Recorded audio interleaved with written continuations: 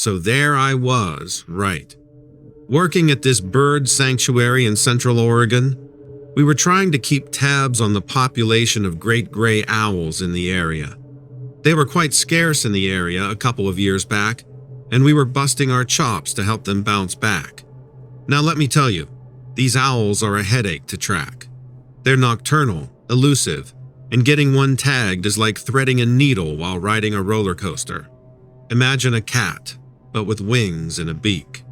This mission had me out in some rather desolate wilderness spots, and often I was flying solo. This was one of those solo missions. Dead of winter. I had a few baited traps set up in areas we'd spotted the owls on trail cams. Not easy birds to lure, mind you, so I wasn't betting on a jackpot, but I had to check on them, just in case we got lucky. The path to these traps was a treacherous one, only manageable with a snowmobile. There were 3 traps to get to. 2 nestled deep in the forest and 1 across a frozen lake. Now, the budget we were working with wasn't exactly lavish, so I was stuck with this snowmobile from the 80s. But hey, it was lighter than the modern beasts, so I felt somewhat safer taking it over the lake. First, I inspected the traps in the forest. One was empty, and the other held a curious raccoon. I let the raccoon go and set my sights on the lake. I had to make my way out of the thick forest, across a frozen field, and then navigate down a hill to the lake. There was a creek nearby that usually froze over in winter, but I didn't have to cross it. As I reached the open field, I got this weird feeling. Can't quite put my finger on it even in hindsight, but something was off. I shrugged it off and pressed on. I did have this urge to turn back, but I had a job to do. Couldn't just leave a trap unchecked. I knew I was near the lake when I saw the blue ice gleaming in the sunlight, the only contrast in the otherwise white, snow-covered landscape. I parked the sled near the trap. I couldn't spot anything inside, but there was this foul smell in the air. We use mice as bait in the traps. They do have a certain smell and the owls are drawn to it, but this smell was different. It was putrid. I scanned the area for any dead animals, but there were no signs. Usually when I roll in on the snowmobile, anything with legs takes off. But if you look closely, you can usually see tracks scattered around. But this time there was nothing. The only tracks I saw were the ones I'd left when setting the trap a couple of days prior. I was about to hop back on the snowmobile and get going. That's when I spotted something. A pair of eagle talons just barely visible through the snow. They were about 30 yards from my sled. We do have eagles in Central Oregon, but they're a rare sight. This looked like detached talons or a carcass. It hadn't flown away when I arrived, so I assumed it was a goner. Finding a pair of eagle talons is quite a find, and I thought I'd take them back to the sanctuary. But as I got closer, that rancid smell hit me like a freight train. It's not like a dead animal in winter to smell that bad. That should have been my cue to bolt, but curiosity got the best of me. I really wanted those talons, you know. As I started to approach what I figured was an eagle carcass, something shifted beneath the snow. I took a step back as soon as I saw it move, but it was tough to navigate quickly through the snow. The creature that rose from the snow did so slowly. It moved like it was ancient. Its bones were making these cracking sounds. It was horribly thin, barely more than skin and bones. I was amazed it was even alive given its condition. It had its back to me when it rose, so I hadn't seen its face yet. Its feathers were pure white. I thought it must have some kind of albinism. I quickly returned to my sled and started it up. The eagle was close enough that I wanted some distance between us, just in case it decided to attack. That's when it turned around, and I can't begin to tell you how petrified I was. The creature was feathered all over except for its face. Its face was just bone, stripped of skin.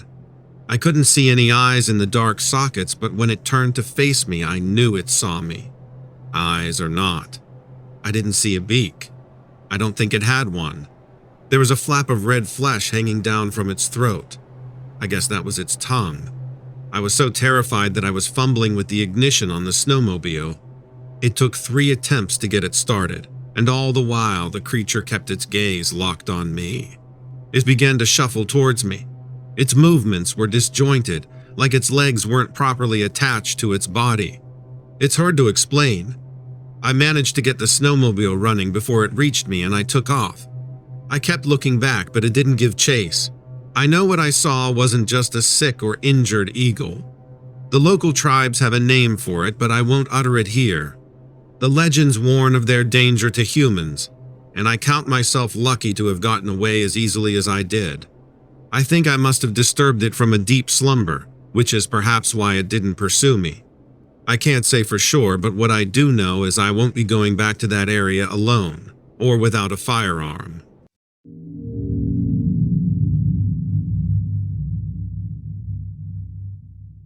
You know, I used to think those tales about cryptozoological creatures were all just tall tales, pure imagination. I mean, my little sister's obsessed with all those documentaries on television about Bigfoot, Nessie, Chupacabra, you name it. I'd be trying to hammer out an essay for English class, and I'd hear these wild accounts blaring from the living room. I gotta tell you though, the joke's on me. I'm a believer now. I had a run-in of my own. And boy do I feel stupid for doubting all those stories. Now here I am, sharing my own encounter. And let me tell you, it's as real as it gets. This actually happened to me. So I just started working this new job at a 24-hour diner a couple of months ago. That's why I was up at all hours, since my shift sometimes ended late into the night. Technically, I'm not supposed to be out in the woods past dark, but my parents weren't too fussed, and I figured no park ranger would really care. I was coming back from a late shift. We'd had a real rush around 2 a.m., truckers and all, and by the time I was heading home, it was nearly dawn. I had just dropped off a coworker whose place I'd never been to before. I was full of confidence, telling them it was no biggie when in reality, I wasn't sure how to get back to the main road from their house. Well, just my luck. I didn't know the way and I got myself lost. I felt like a real dunce for getting lost. But hey, that's life, right? Took a wrong turn somewhere and ended up on this really old trail that led deeper into the woods. I was looking for a clear spot to turn around in, but all I saw was a narrow, winding path with dense undergrowth on either side. Just a bunch of old trees and the occasional deer crossing the path, not much else. So there I was, driving and feeling more and more uneasy. And that's when things went from 0 to 100 real quick. I saw this figure on the road ahead and thought it was just another deer. Sure, I thought it was a bit strange that the eyes were glowing a bright green, but I didn't really think much of it. I've seen some deer with reflective eyes at night, so I figured it was just one of those guys. As I got closer, things were definitely getting weirder. I could now see that it wasn't just a deer. This thing was standing upright on 2 legs. Its eyes still glowing that eerie green. The figure didn't move away as I approached, which was even more odd. So now I'm thinking it's probably just some prankster in a costume trying to scare late-night drivers. But the figure remained still as a statue as I got closer, which gave me the creeps. As I neared, I started to really freak out because I could see it wasn't a human at all. Like, it was way too tall and its body looked all wrong. I was pretty sure I was about to crash into this thing. I wanted to veer to the side, but I was too shocked to move. Just when I thought I was going to hit this creature, I made the decision to swerve off the trail. But right before I swerved, the thing just disappeared. Like one moment it was there, and then it was gone. My car has a sunroof, so I could see it wasn't on the road anymore, or in the trees above.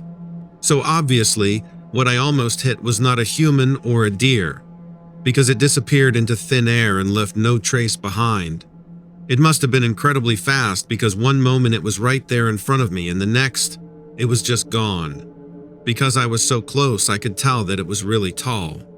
And that's why its eyes were so high off the ground. I couldn't really make out the shape of it because it was dark and basically a shadow. It was just tall and dark and those glowing green eyes. That's all I could really see. I sat in my car with it in park for what felt like forever. My heart was thudding in my chest and I was trying to steady my breathing. I made a U-turn right there on the trail.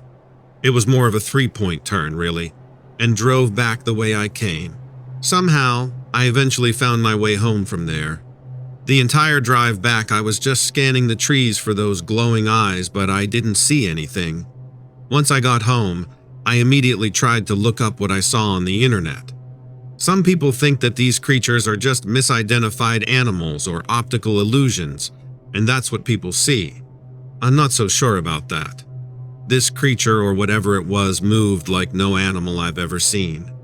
I'm not an expert, but I don't know how any animal could have disappeared like that thing did. So, that's my story. Like I said, I thought all these tales were just made up, and then I experienced it for myself. At the very least, it was all really strange and I have no clue what I saw.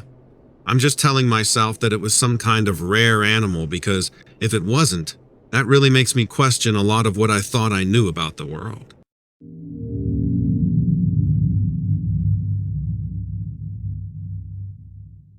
So, it was a while back on a Friday night when I got a call about some rowdy teenagers causing a commotion. Now, in these parts, we'd often deal with kids disturbing the peace, especially on weekends. You know how it goes, small town blues, not much to do, so they go out looking for trouble. Usually, just the sight of my squad car was enough to make them straighten up, but this time, it was different. The complaint came from a neighbor living near a stretch of densely wooded hiking trails at the edge of town. These trails were about 14 miles long, and they weren't exactly well maintained, but people still liked to venture into the woods. Now there was a creek flowing through those woods. Used to be a proper river back in the day, but it had dried up quite a bit. Funny how nature works, I can't explain it. Anyway, there was this old mill from the late 1800s near the creek. It had turned into a hangout spot for local teenagers, a place to drink and party. Last time I checked, that mill was a mess, full of empty cans, bottles, and graffiti. These kids thought they were far enough into the forest to avoid getting caught, but here's the thing. There were homes surrounding those woods, and people living there could hear all the racket. So, as the sheriff, it was my duty to check it out. I hopped in my squad car and headed towards the woods.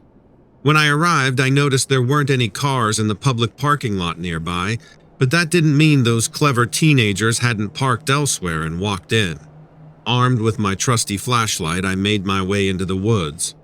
Almost immediately, I could hear the laughter and shouting of the kids.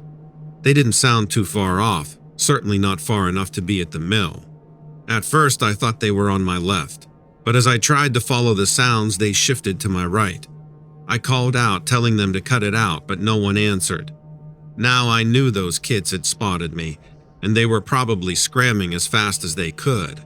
Despite that, I decided to continue towards the mill, because that's where the neighbor claimed the lights and screams were coming from. Who knows, maybe there was still something going on there. As I walked deeper into the forest, it grew eerily quiet. The trail was overgrown, but I managed to find my way, guided by the beam of my flashlight. That's when I heard the voices again, just like before. They were screaming and laughing, but I couldn't make out any words. I pointed my flashlight towards the mill, but it was empty. Those kids were somewhere out there in the woods, but I couldn't pinpoint their exact location. The voices seemed to be coming from all directions, yet they sounded both distant and close at the same time. It sent shivers down my spine and made me question what I was dealing with. Curiosity got the better of me, and I shined my light into the woods. That's when I saw it, multiple lights reflecting back at me. At first I thought they were just flashlights, but upon closer inspection, I realized they were eyes. There must have been at least a dozen pairs of eyes, all at my eye level. They stayed hidden in the shadows, so I couldn't get a clear glimpse of their faces, but what I could see was their ghostly white skin. Those voices, they sounded human, but seeing those eyes, I knew there was something off about them. They weren't your ordinary teenagers, that's for sure. Slowly, I started backing away down the trail. I didn't want to run and risk provoking those things to chase after me. It was a chilling experience, to say the least. As I retreated, I couldn't resist shining my flashlight once more at the mill. I don't know why I did it. Maybe I wasn't thinking straight at that point. but what I saw made my blood run cold. The whole dilapidated building lit up with eyes. I didn't stick around to count them, but there were at least 10 more pairs of those eerie eyes in there. The voices continued to follow me, echoing through the trees as I made my way back to my car. It was the most terrifying thing I had ever encountered. They seemed to come from all directions, some close by, others far away. It was as if they were trying to lure me off the trail or get me hopelessly lost. Now, I'm not a religious person, but in that moment, I found myself praying to every deity I could think of, just to make it safely back to my car. Miraculously, I managed to find my way out, following the trail back. I was shaken to the core by the time I reached my car. I rushed back to the station and locked myself inside for the rest of my shift. I didn't know what to put in the report, as I never had a chance to speak to the person who made the complaint. It was just a message left on the answering machine at the station. I tried calling the number back, but it was disconnected. I decided to classify it as a dangerous black bear sighting in the woods, and we even put up barricades to keep people away from that area. I had no clue what those things truly were, but I knew one thing for certain. They weren't anything good.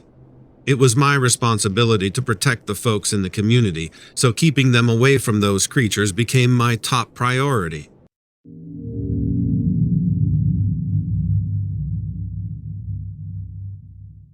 I was chilling with my buddies at Goshen Pond up in good old New Jersey near the Pinelands. We decided to go camping for some fun and adventure.